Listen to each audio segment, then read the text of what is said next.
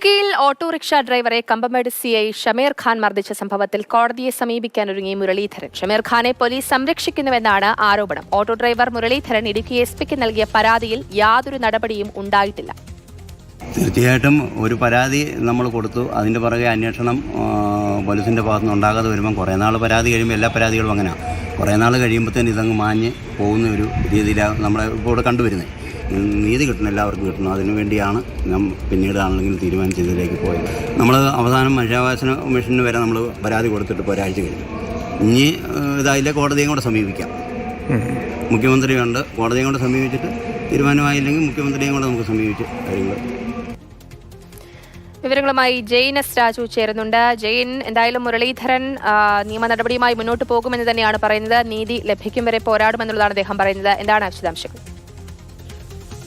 തീർച്ചയായിട്ടും ഡിസംബർ 31-ാം തീയതിയാണ് കമ്പമേട്ട് സിഐ കൂട്ടാറിൽ വെച്ച് ഈ മുരളീധരനെ മർദ്ദിച്ചത്. ഈ സമയത്ത് അവിടെ ഒരു കടയിൽ മറ്റുള്ളവരുമായി സംസാരിച്ച് നിൽക്കുന്ന സമയത്ത് സിഐ അങ്ങോട്ട് വരികയും ഈ കൂടി നിന്ന ആളുകളെ എല്ലാം പിടിച്ചു തള്ളുകയും മുരളീധരനെ അടിക്കുകയുമാണ് ഉണ്ടായത്. ഈ സമയത്ത് ഇദ്ദേഹത്തിന്റെ പല്ല് അടർന്നു പോവുകയും അതുമായി ബന്ധപ്പെട്ട ട്രീറ്റ്മെന്റ് അടക്കം നേടേണ്ടി വരികയും ചെയ്തിരുന്നു. ഇതിന് പിന്നാലെയാണ് അദ്ദേഹം എസ്.പിക്കും ഇത് സംബന്ധിച്ച് പരാതി നൽകിയത്. പക്ഷേ ഇത് സംബന്ധിച്ച് കാര്യമായിട്ടുള്ള നടപടികൾ ഉണ്ടായില്ല. എസ്.പി ഡിവൈഎസ്പിയോട് ഇത് സംബന്ധിച്ച് അന്വേഷിക്കാൻ ആവശ്യപ്പെട്ടിരുന്നു. പക്ഷേ ഇതുവരെ ഇത് സംബന്ധിച്ച റിപ്പോർട്ട് ലഭിച്ചിട്ടില്ല എന്നുള്ളതാണ് മനസ്സിലാക്കുന്നത്. എന്തായാലും ഷമീർ ഖാന് സംരക്ഷണം ഒരുക്കുന്നു എന്നൊരു കാര്യമാണ് മുരളീധരൻ മുന്നോട്ട് വെക്കുന്നത്. റിപ്പോർട്ട് വൈകുന്നു. ഇതെല്ലാം വളരെ പ്രധാനപ്പെട്ട കാര്യം തന്നെയാണല്ലേ ജെയിൻ? തീർച്ചയായിട്ടും. ഇതുവരെ ഇപ്പോൾ 1 മാസത്തിലധികമായല്ലോ ഈ സംഭവം നടന്നിട്ട്. ഇതുവരെ പോലീസിന്റെ ഭാഗത്തുനിന്ന് ഒരു നടപടി ഉണ്ടായിട്ടില്ല. അതായത് കൃത്യമായിട്ടുള്ള നിയമലംഘനമാണ് ഈ ഉദ്യോഗസ്ഥന്റെ ഭാഗത്തുനിന്ന് ഉണ്ടായത്.